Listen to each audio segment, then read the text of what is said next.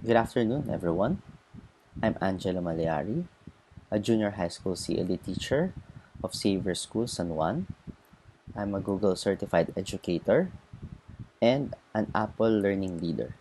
And today, I'll be discussing to you how we can help our students harness their artistic and innovative skills through ePortfolio.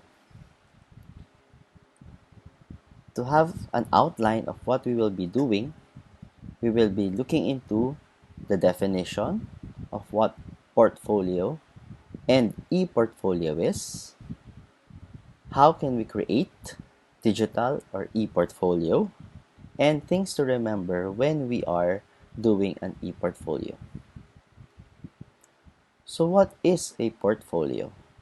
There are many definitions of what portfolio is, but of all those definitions, we agree that first, portfolio is actually a collection of students' work.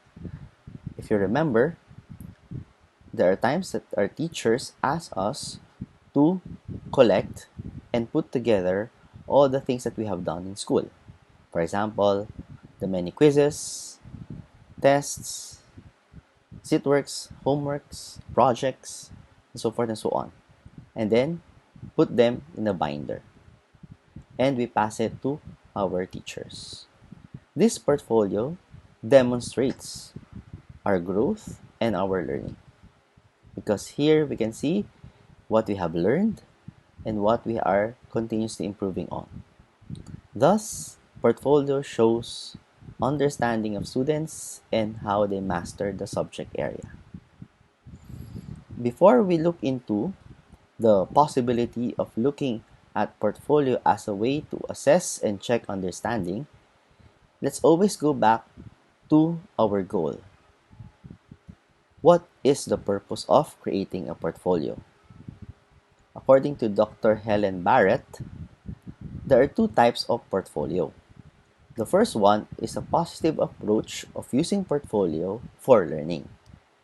And the other one is a constructivist approach of using portfolio as learning. Let's differentiate the two. Positive approach or using portfolio for learning is what we are accustomed to, showcasing the best works of our students. And it's also, at the end, summarizes and shows our understanding holistically, which will be graded by our teacher. Constructivist approach using portfolio as learning is more focused on how students are learning, promoting self-reflection and ownership of the learning process, and it is more formative in nature. So I think about it, going back to our question, what is the purpose of creating a portfolio? Maybe some of us are using portfolio as a means to look into how our students learn, while others look into as a way to assess students' understanding. But I think there should be a balance between the two approaches. Portfolio for learning and as learning should be our goal when we do portfolio. Not just to show the best and just to be graded, but also to think about our thinking. Portfolio can lead us to deep learning. It also gives us the avenue to reflect and to own our learning. And also, it shows growth and also mastery. So both complements each other. Because of what is happening today, many of us might want to consider e-portfolio than the portfolio that we are used to. What's the difference? Portfolio is more of focus on the printed work which is put into binders and folders. While e-portfolio, most of the things that we post there or we place there are stored in the cloud and it is digital in nature. Also, aside from the printed work, we can also add on videos, and websites to further show our understanding of the lesson. So what is an e-portfolio? Similarly to portfolio, aside from it being digital, there are things that showcase, the understanding, the skills, and the knowledge of our learners. It is a collection of artifacts of learning that demonstrates growth, acquisition of skills or knowledge, and students' creativity over time. I highlight four words: growth, skills, knowledge, and creativity. This can still be shown in portfolio. However, because of the technology that we have right now, this harness not only their understanding but also their artistic and creative side. Growth shows the learning of students through reflection. They can reflect more and they can learn more about what they are learning. Knowledge, of course, is the application of what they have learned in class. Same goes with skills, who shows how they will apply those knowledge. And creativity, or ask them to create, something that will show their understanding and their knowledge of the subject matter. So if I think about it, e-portfolio not only focuses on achieving the learning goals, outcomes of Bloom taxonomy, especially the higher order thinking skills, create, analyze, evaluate, but also it prepares students to be a better learner, a 21st century learner. So e-portfolio should be something that we might want to think about, especially in this time of the pandemic. Now that we know what a portfolio and an e-portfolio is, how can we create one? There are many applications of how we can create an e-portfolio. For today, I'll be looking into 3 ways to share and create your e-portfolio or the student's e-portfolio. First is Seesaw, which is and can be more for young learners. Book Creator, maybe for intermediate and high school students. And Google Sites, which is more of our senior high school and college students. But again, all of this can be used regardless of levels, because these tools, these applications are really helpful to create an e-portfolio. So let's begin with the first one, Seesaw. So what is Seesaw?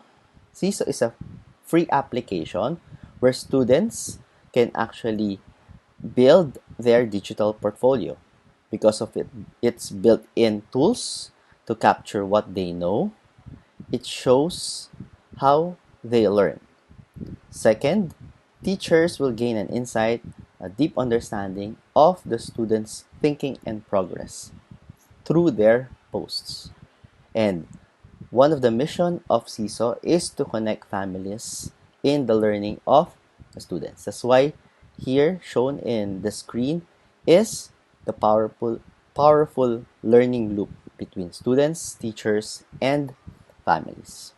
So if you try to think about it, look into Seesaw. If you want to go to Seesaw, let's go to web.seesaw.me. You click that, you'll be led into this particular website. Please remember that again, Seesaw can be not only it's free but can be to different platforms. If you're using an iOS device or a Windows device, you can use that.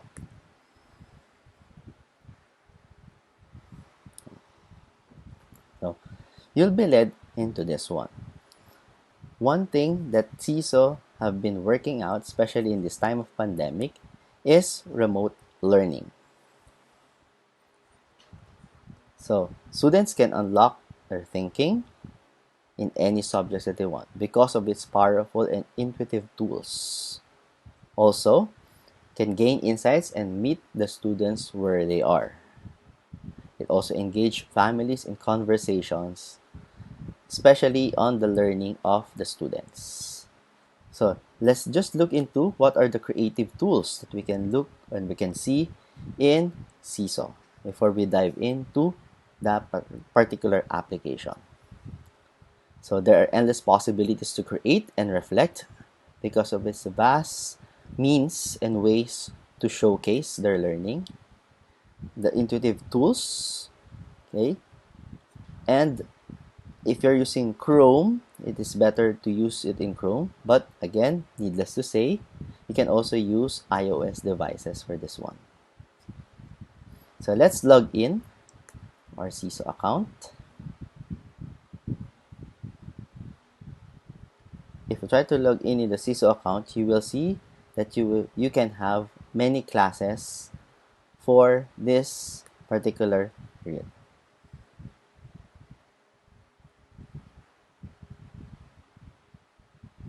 Okay. So here, okay, as we load,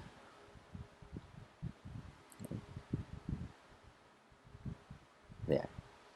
Okay. So I'll be using, okay, for our sharing, I'll be using a trial class for Seesaw so that we can see what is in store in this particular application. Okay.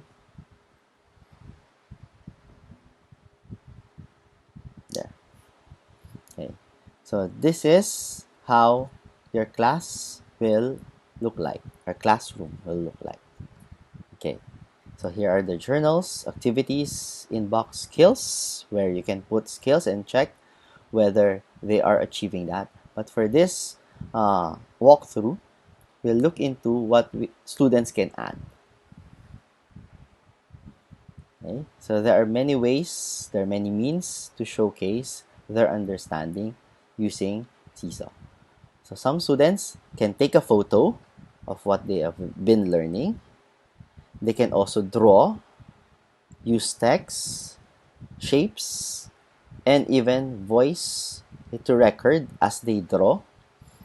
There's also a video where they can shoot, okay, and video themselves. It's good for reflections. It can be used for other activities. They can also upload files from the computer, from their iPads, from Google Drive if they are connected to the Google sites and Google. They can also add notes and they can add links. So here are an endless possibility of how the students can show what they have learned. So let's take an example of some of the posts. Here, if I think about it, okay, I'll choose one particular student, Apollo, and Apollo have shown different ways of showcasing what he has learned in the class. Okay, let's just repeat it again.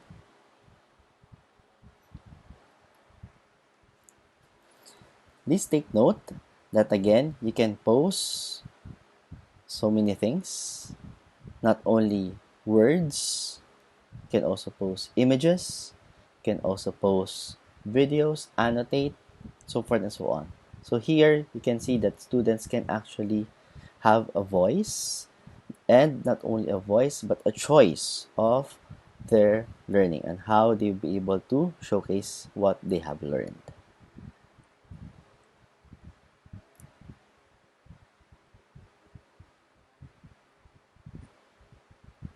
There. So for example, this particular student, Apollo, he was able to post notes. He was also able to upload a file, and then okay, he can share it, read it to the class or to his teacher, and he can also annotate a particular picture. So through this, he was able to showcase what he have learned, and so that is the power of Seesaw. Another tool that you can use for e-portfolio, maybe for the higher level, is the use of Book Creator.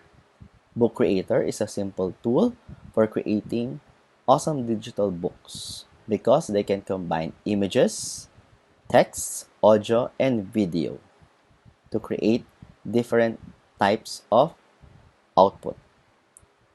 So to go to Book Creator, just type bookcreator.com, and when you click that, you will be led into this particular website. Again, there is a free version and a premium version for Book Creator.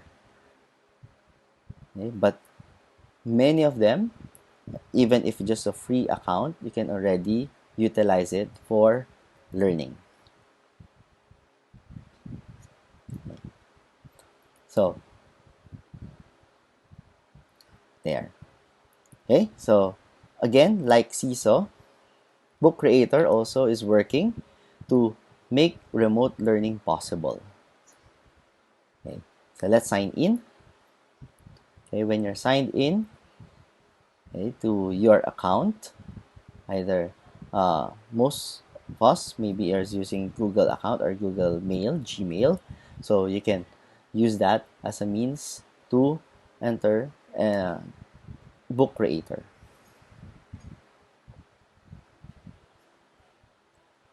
Okay, so while waiting, okay, here's a sample of what you can do in a Book Creator.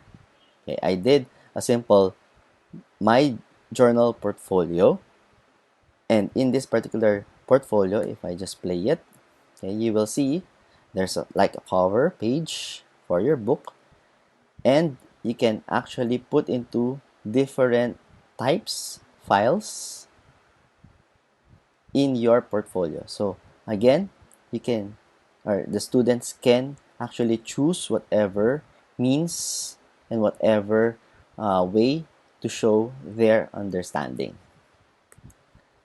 Okay, so let's try to what we can add to this one.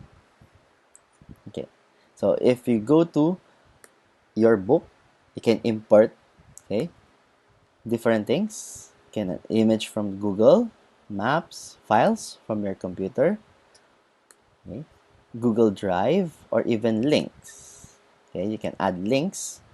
If you have, for example, a blog, you can add it to that. Also, you can take a photo of yourself, you can use the pen to write down, you can add texts, you can even record yourself. You can also add shapes, like what I did. So it's like I'm talking, okay, a word bubble. Aside from that, you can customize it on each page. Okay, the limitation of Book Creator in a free account is that you can only have 40 books. But again, each book actually can be downloaded and be shared, okay, published online and downloaded or print. So in those ways, you can still utilize a Book Creator. And the last one is the use of Google Sites. Google Sites is part of the G Suite account where you can actually build your own website. So aside from looking into Google Sites, of course, maybe you are familiar with others like WordPress, Wix. Okay, so those are sites where you can build websites. But for our students, and if you have a G Suite account, it's better to utilize it for security purposes. Okay, so to go there, just go to sites.google.com. And what will you expect there is similar to how you'll be able to build a website. So here, I did an example. So, for example, this is my journal, my portfolio. Okay, you can add a logo, you can add your title. The image, you can change it. Again, you can add text, images from your Google Drive, and even embed. Here, I embed my own blog. So here, you can already showcase your understanding. Also, you can add some PDF files from the Google Drive and even images. So you see, there are many ways to actually create portfolio.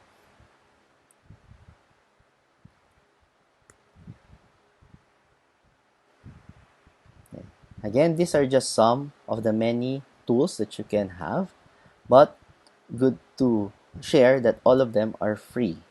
Although they are premium accounts for Book Creator and for Google Sites to utilize it and more security, it's good to have a Google Suite account, okay, which your school can actually avail. But before we move forward, just please remember the following when we consider portfolio or having e-portfolio. First, let students see their growth and progress. Hopefully, our portfolio is not just a means for us to collate their work and grade it, but also for the students to be able to see how they progress throughout the year. Second, give them voices and choices. There's no one size fits all, okay, thing in education. Standardized tests, yes, we will be graded to that. But if you try to use portfolio as a means to check understanding, it's good that to give them voices and choices. How they will able to share their understanding. And lastly, lead them to deeper reflection and learning. It's better to use portfolio, e-portfolio, for them to be able to reflect on what they have learned, to think about their thinking. And through that, they'll be able to learn more than just our subject, but more so on their life, on the way they learn, on the way they can apply this learning to their lives. So thank you very much for listening. Hope I was able to share something, especially in this time of pandemic, a way for us to help our students learn. Thank you.